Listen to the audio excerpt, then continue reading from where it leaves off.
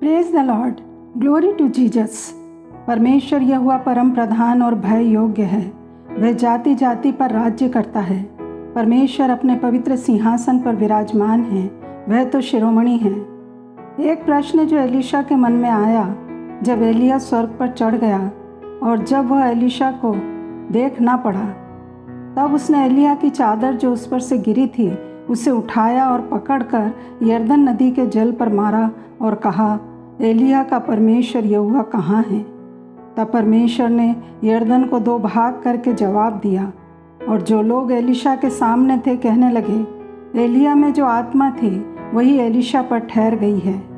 जैसे एलिया का परमेश्वर एलीशा के साथ था, आज हमारे साथ भी है। हमारी अथॉरिटी, हमारी अनॉइंटिंग पवित्र आत्मा है जो हमारे कंधों पर डाला गया है।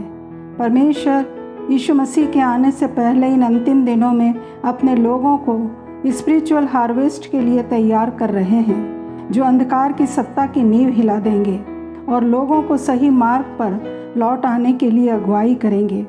एलिया का परमेश्वर कहाँ है? जहाँ वो हमेशा के लिए है। वो अपने सिंहासन पर हैं और उनका आत्मा अपना काम कर रहा है। आज देशों और राष्ट्रों को नींद से जाग उठने का समय है।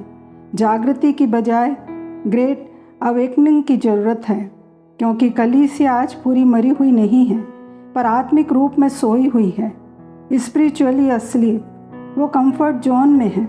जैसे सैमसन दलीला की गोद में सिर रखकर सो गया और दलीला ने सोर्स ऑफ हिज स्ट्रेंथ को उससे दूर कर दिया, इसी तरह चर्च को शैतान द्वारा गहरी नींद में सुला दिया गया है और चर्च ने अपनी सामर्थ और अधिकार को खो दिया है। कलीसिया ने अपने अभिषेक को दूर रखने के लिए शैतान को अनुमति दे रखी है और परमेश्वर के अभिषेक के बिना चर्च और ज़्यादा कुछ नहीं वरन एक सोशल क्लब बन गए हैं। यीशु शीघ्र आने वाले हैं, पर एक सोई हुई कलीसिया को नहीं, परंतु उस कलीसिया को लेने जो जीवित, सचेत, एक्टिव और जागरूक, जो पवित्र आत्मा के अभिषेक में चलती हो और जिसने अपने आप को यीशु के साथ जाने के लिए तैयार कर लिया है, जो पिता के बिजनेस को करने में लगी हो। परमेश्वर अपना बहुमूल्य अभिषेक उन पर व्यर्थ नहीं करेंगे जो आत्मिक रूप से सोए हुए हैं। वो उन एलीशाओं पर अपना आत्मा उंडेलेंगे जिनकी आंखें मुझ पर लगी हैं और उनका हृदय मेरे लिए खुला है, जैसा प्रेरितों के काम 2:16 से 21 में लिखा है। परंतु ये वह बात है जो यूएल भविष्यवक्ता के द्वारा कही गई। परमेश्वर कहता है कि अंत के दिनों में ऐसा होगा कि मैं अपना आत्मा सब मनुष्यों पर उंडेलूँगा और तुम्हारे बेटे और बेटियां भविष्यवाणी करेंगे, तुम्हारे जवान दर्शन देखेंगे और तुम्हारे पुरनिये स्वप्न देखेंगे। वरन मैं अपने दासों और दासियों पर भी उन दिनों में अपने आत्मा में से उंडेलूँगा और जो कोई प्रभु का नाम लेगा वह उद्धार पाएगा। हम आज उस समय में जी रहे हैं जैसा समय इज़राइल में था। वो समय जब अच्छे को बुरा और बुरे को अच्छा समझा जाता है, जब प्रेम ठंडा हो गया है, मासूमों की हत्या हो रही है, जबकि अगुओं ने क्रिश्चियनिटी वैल्यूज़ को खो दिया है और शैतान की गोद में सिर रखे हैं। झूठी शिक्षाएं भ्रमित कर रही हैं, विश्वास से फिर गए हैं, सच्चे विश्वासी माइनॉरिटी में हैं और नफ़रत भला प्रोपेगेंडा बढ़ता जा रहा है। परंतु इतनी सारी बुराइयां होने के बावजूद अभी भी आशा है, क्योंकि परमेश्वर का आत्मा चलन कर रहा है। एलिया ने उठाए जाने से पहले एलीशा से पूछा, क्या चाहता है? मांग। एलीशा ने कहा, तेरे अभिषेक का दुगना भाग। एलिया जानता था कि जो प्रॉफेटिक अनॉइंटिंग उस पर है, किसी दूसरे पर ट्रांसफ़र किए जाने का समय आ गया है। ये अनॉइंटिंग नेक्स्ट जनरेशन के लिए होगी। अब नई जनरेशन है, नई समस्याएं हैं, परंतु हमें उसी अभिषेक की ज़रूरत है, पर डबल पोर्शन में। हम आज के समय में जब टैक्सेस की भरमार है, चारों तरफ युद्ध के बादल मंडरा रहे हैं, हर एरिया में क्राइसिस है, चर्च मिनिस्ट्री ख़त्म हो रही है, हम भी पुकार सकते हैं, एलिया का परमेश्वर कहाँ है? परंतु परमेश्वर आज भी वही है। वो उन लोगों में है जो उसे ढूंढते हैं, जो विश्वास योग्य और ईमानदार हैं, जो बैटल फील्ड में हैं, जो आज नई पीढ़ी को तैयार कर रहे हैं। दूसरे वे जो नई पीढ़ी के लिए तैयार हो रहे हैं। यीशु के वापस आने का बहुत बड़ा चिन्ह है कि अपने आप को जांच लें कि क्या हम मसीह यीशु को ढूंढ रहे हैं, सत्य को जानना चाहते हैं। बड़े भाई तो कलीसिया में शुरू से ही हैं और रहेंगे, परंतु क्या छोटे भाई के समान जो पिता से दूर चला गया था, वापस पिता के पास लौटने का मन बना लिया है? यदि वापस लौटने का मन कलीसिया ने बना लिया है और फिर कर पिता के पास आ गए हैं, तो कलीसिया के उठाए जाने का समय आ गया है। पिता ने पूरी तैयारी करके रखी है। अच्छे से अच्छा वस्त्र, अंगूठी, जूतियाँ और आनंद मनाने की पूरी तैयारी। जितना मन फिराने में देर करेंगे, यीशु के आने में उतनी ही देर होगी और बिना मन फिराए शैतान के राज्य में जाते जाएंगे। एलिया और एलिशा का जीवन यीशु और कलीसिया के टाइप है। यीशु ने कलीसिया को पिता के पास जाने से पहले मैंटल ऑफ मिनिस्ट्री कैरी करने को दी है।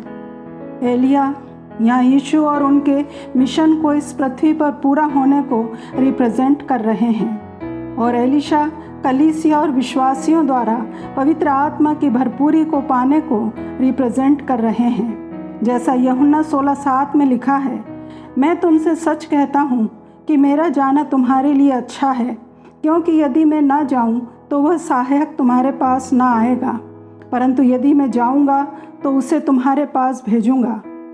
यीशु हमारा दुगना भाग है। व्यवस्था विवरण 21:17 में फर्स्ट बॉर्न सन, पहलोटा, दुगने भाग का अधिकार पाता है। आत्मिक रूप में विश्वासी यीशु मसीह में जो परमेश्वर का फर्स्ट बॉर्न सन है, दुगना भाग पाते हैं। रोमियो 8:14-17 के अनुसार, इसलिए जितने लोग परमेश्वर के आत्मा के चलाए चलते हैं, वे ही परमेश्वर के पुत्र हैं, और यदि संतान हैं तो वारिस भी, वरन परमेश्वर के वारिस और मसीह के संगी वारिस हैं, कि जब हम उसके साथ दुख उठाएं तो उसके साथ महिमा भी पाएं। पुराने नियम में दुगना भाग पहलोटों को मिलता था, परंतु नए नियम में जो यीशु को ग्रहण करेगा उसे मिलेगा। एक पिता की इच्छा ये होती है कि जो शिक्षा उसने दी है वो पुत्र के हृदय की गहराई में बनी रहे और वो उसके अनुसार चले। यीशु चाहते हैं, मुझसे सीखो जैसा मैं नम्र, मन में दीन हूँ, आज्ञाकारी हूँ, मसीह के उस प्रेम को जान सको जो ज्ञान से परे है, कि तुम परमेश्वर की सारी भरपूरी तक परिपूर्ण हो जाओ। यशाया 61:7 में लिखा है, तुम्हारी नामधराई के बदले दूना भाग मिलेगा, अनादर के बदले तुम अपने भाग के कारण जय जयकार करोगे। तुम अपने देश में दूने भाग के अधिकारी होगे और सदा आनंदित बने रहोगे। नामधराई और शर्मिंदगी अंत नहीं है।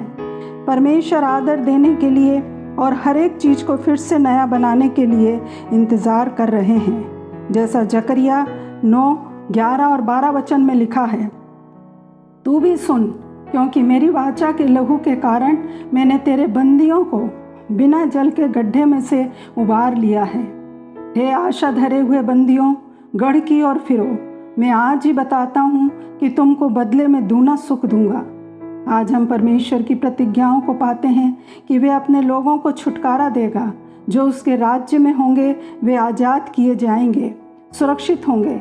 उनके पास आशा होगी, उनके पास एक उद्देश्य होगा। उसके लोग बिना जल के गड्ढे से बाहर आ रहे हैं, अपनी योग्यता से नहीं, वरन यीशु के लहू की वाचा के कारण। यीशु हमारी आशा है। क्रूस पर बहाए हुए लहू के कारण हमारा छुटकारा हुआ है। मैं आज कहता हूँ कि तुमको दुगना सुख दूंगा, चाहे चीज़ें कितनी भी बुरी हों। हमारे पास आशा है कि वो बेटर हो जाएंगी, और यदि चीज़ें अच्छी हैं तो हम उस आशा में बढ़ते हैं कि परमेश्वर हमें डबल पोर्शन में देंगे। कम दुख और महान आनंद इस पृथ्वी पर, और ग्रेटेस्ट जॉय परमेश्वर के साथ अनंत जीवन में। ये वचन उस समय के लिए भी आशा थे जब इजरायली बंदी बनाकर ले जाए गए थे, और अब यीशु के आने से पहले परमेश्वर अपने लोगों को डिफेंड करेंगे और मसीह का राज्य स्थापित किया जाएगा। तो प्रियो, शांति का परमेश्वर शैतान को हमारे पांव से शीघ्र कुचलवा देगा। कलीसिया पर अधोलोक के फाटक कभी प्रबल न होंगे। परमेश्वर के लोग अंधकार के गड्ढों में जाएंगे और मसीह के लिए आत्माओं को जीतेंगे। तो आइए प्रार्थना करते रहें कि प्रभु हमारी सहायता करें, ये समझने के लिए कि इस समय के दुख और क्लेश उस महिमा के सामने जो हम पर प्रकट होने वाली है कुछ भी नहीं है। इन वचनों के द्वारा प्रभु हमें सिखाइए। यीशु मसीह के नाम में आमीन।